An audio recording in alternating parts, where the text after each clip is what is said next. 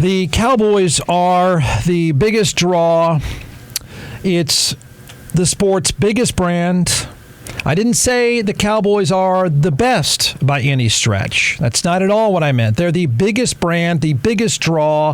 The country loves to see them. The ratings prove it. The entire country loves to talk about them. Happens all the time. The entire country, or parts of the country, really love them. Parts of the country really hate them. They're the most compelling story in the NFL, and it's been that way for a while. And it's really funny when you think about it, with the Cowboys being the biggest draw that they are, the lightning rod that they are, and they really only have 3-star players that the average person would even know. And those players are boring by today's social media standards. Their coach, my guys, their coach looks and sounds like he works in a garage. So it's an iconic franchise with plenty of great history. There's no denying that. It's a popular franchise now, present day, I think, because of the over-the-top, larger-than-life owner, Gerald Jones. That's what people know.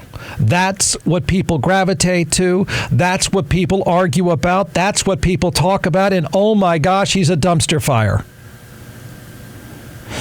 Listen to this number, just to put this in perspective, because I do think these numbers tell you a lot. I think they play a big part in the bizarre story. I mean, underline it, put it in caps, the bizarre story coming out of Dallas.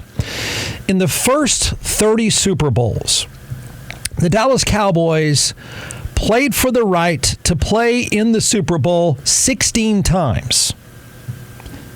16. For the last 28 Super Bowls, that number is 0. Got it? That matters. It matters a lot. Gerald Jones has gone completely unhinged. He's gone bonkers at the weirdest time and in the weirdest paranoid way for the weirdest paranoid reasons I can think of. I'm going to suggest something. I'm actually not really kidding about this. I'm going to suggest something pretty dramatic at this point. I am. And we actually have a template recently, but this is going to be pretty dramatic. Here goes a man that is delusional. He is angry. He is overly defensive. He is completely disconnected.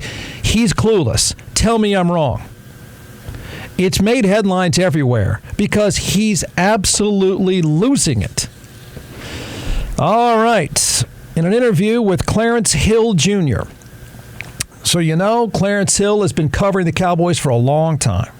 I suspect Jerry Jones, like everybody else with the Cowboys organization, feels pretty comfortable talking to Clarence Hill, feels pretty comfortable ranting to Clarence Hill. You tell me if this is not a man that's losing his mind. Here you go. Quote, and I've got to be very careful because there's nothing but F-bombs here. And I'm not kidding. They're all over the place. The old man has lost it. He says, quote, I've done it all. I have an inordinate amount of confidence that F anybody can figure out how to get this blank done. I can figure out how to get it done. I've been there every which way from Sunday, and I busted my ass a bunch. I'm quoting this whole time, okay, everyone? I wish there was audio. No, if there was audio, we couldn't even play it. I've been there every which way from Sunday. I have busted my ass a bunch again. And there's nobody living that's out cutting and shooting that can give you a bunch of times they've busted their ass. So hell no, there's nobody that could effing come in here and do all the contracts and be a better general manager than I can. Plus, he says, I'm where the buck stops, and when it F's up, I got to cover it. So you can't give anybody enough. Can't give. There's nobody that can do this. Oh, we're not done. We're not done. I've effing had hundreds of bad days. I'm emotional, and sometimes it shows. Well, running this thing, that's who I want to make the last call. Now, when I can't effing think, when I'm too old, and I can't even do it anymore, but I'm a long way from that. I'm able to do it. The reason I don't get somebody else to be the general manager is because I don't have anybody that I will let actually do it right. They're going to have to come to me, and because I know where it is that you're going to pay for it. Is anyone following this? He's not done yet. He's gone crazy. Actually, I think it's more sad than that. All right, and then he gets to the good part. If I didn't give a blank, if this wasn't fun for me to do or interesting for me to do, whatever you want to call it, the facts are, I would really rather be effing around like this. The point is, I love this, and everybody effing knows it. Quote, Gerald Jones.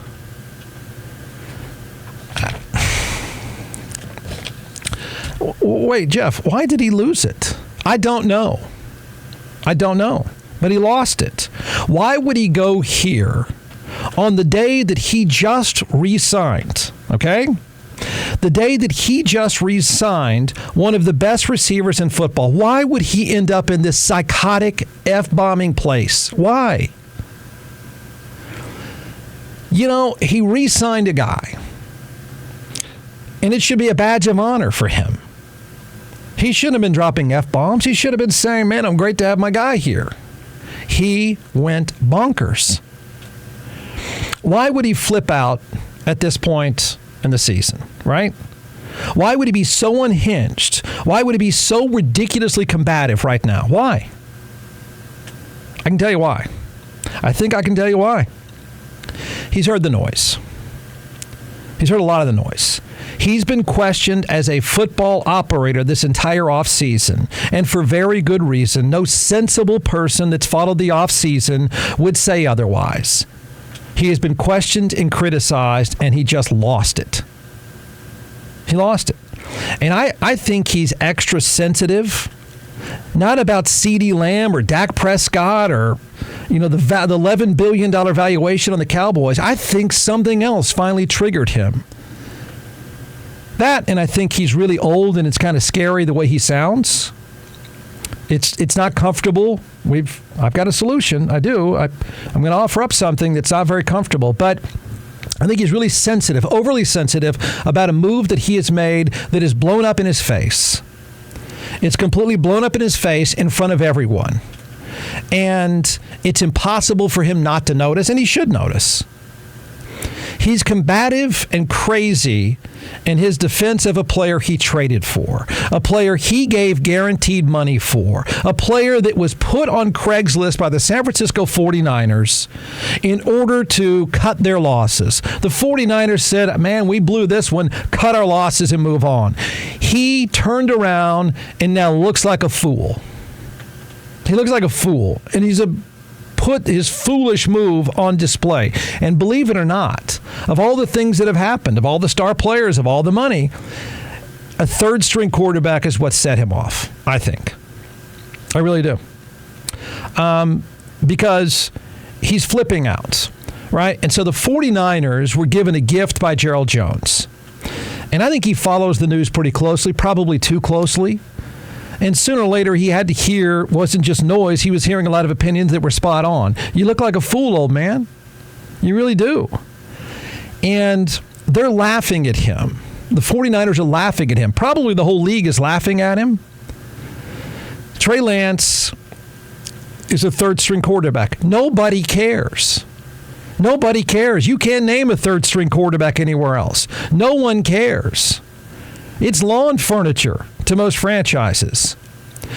I think that's what set him off and made him go unhinged, on top of the other things that might be going on. He thought he had pulled off this genius move that was finally going to show us all.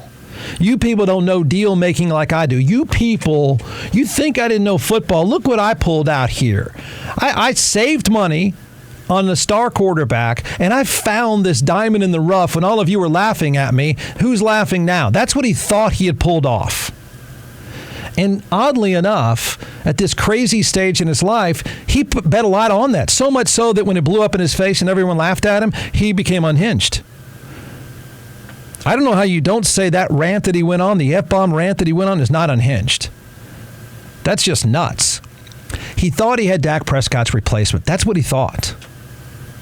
Trey Lance was a chance for unhinged Jerry Jones to say, don't question me. I got my future quarterback on Facebook Marketplace. Look how smart I am. All you people that make fun of me don't understand the genius that's in this old brain.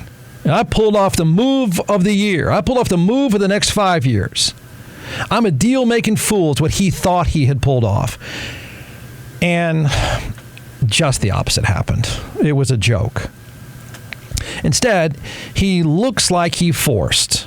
I think this is a pretty decent observation. Because in the end, we've got an old man that went unhinged. It looks like he forced his bumbling head coach to play his Facebook Marketplace toy that he bought every single down of the last preseason game to show off what a football genius he is. That's what I think he tried to do. When most people could give a flip about a third-string quarterback, he apparently carries a lot. Instead, you know what happened? Trey Lance threw up on his shoes and gave up 5. 5. You know, in the NFL, if you throw 2 interceptions, you usually lose. If you throw 3, you always lose. If you throw 5 interceptions in the NFL, you're out of work on Tuesday. He threw 5 interceptions in a preseason game against a bunch of scrubs. Jerry Jones gave a third-string quarterback guaranteed money. Like, everyone's laughing at him. Nobody does that. You know that? Nobody does that. I said at the time, what are you doing? Who makes a trade like this? No one cares about a third-string quarterback. He does. A lot. And instead of laying low or even gushing about his best offensive player, I mean, this week was set up for him to at least put his face out there, that old crackly face, and say, man, I'm great to have my guy back. CeeDee Lamb was a great find. CeeDee Lamb is a great player. It's a badge of honor. Nobody talks about a third-string quarterback. Everybody talks about a superstar wide receiver. Instead, the old man is completely unhinged. It should have been the story of the day. You know what the story of the day is? How he went bonkers. It's on every site. I mean, there's not a talk show. If there was audio, this would be TMZ material. But there's not. But there's not a talk show around that's not going, what is wrong with that guy? So here's what he should have been doing. This is what should have happened. Forget the third-string quarterback, okay? Jerry Jones should be sitting in a rocking chair. He should be having soup, and he should be watching Wheel of Fortune. Got it?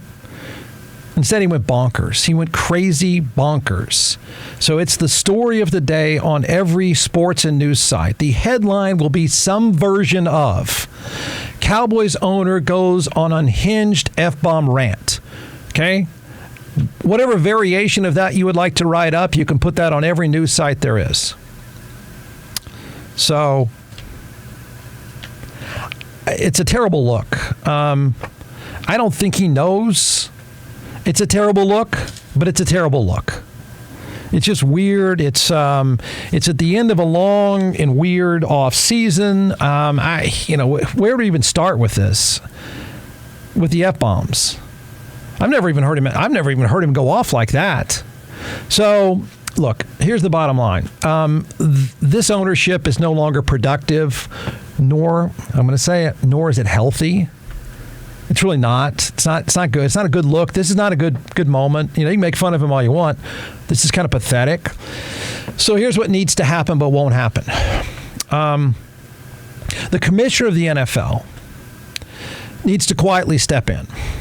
The commissioner of the NFL needs to be concerned about this rant. He needs to be concerned about if this guy's okay or not. That's how bad I think this rant was. But the commissioner would not step in. The commissioner wouldn't even reach out because the entire league is run by really, really old guys, and he works for them. And this happens to be the most powerful person in the NFL and been so for some time. And Jones has made a huge difference in the NFL. Forget going, 0 for 28 in the last 28 Super Bowls. The dude has made the rest of those old men some money. And the commissioner knows that. So instead of the commissioner saying, hey, maybe, do we have a transition plan in place down there in Dallas? Is there an idea that maybe somebody else could, start doing these interviews, that maybe somebody else could be more front and center, and maybe not Jerry? That's what he should do. And he could do it quietly. No one would have to know about that.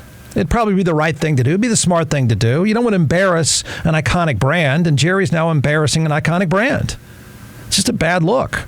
Instead, what's going to have to happen, and it won't, is a member of that Jones family needs to contact the head of the Democratic National Committee. How'd you guys do that? How'd that work out? Because the Democratic Party, somebody there, right? Somebody there has the experience with a situation like this. And that is, right, just like the Democrats had to intervene. He didn't want to go away, did he? Old Joe did not want to go away. But they had to intervene eventually, and somebody had to take the keys. It just needed to happen. I don't see how someone doesn't. Tell me I'm wrong. I don't see how somebody doesn't arrive at the conclusion that somebody needs to take away the keys.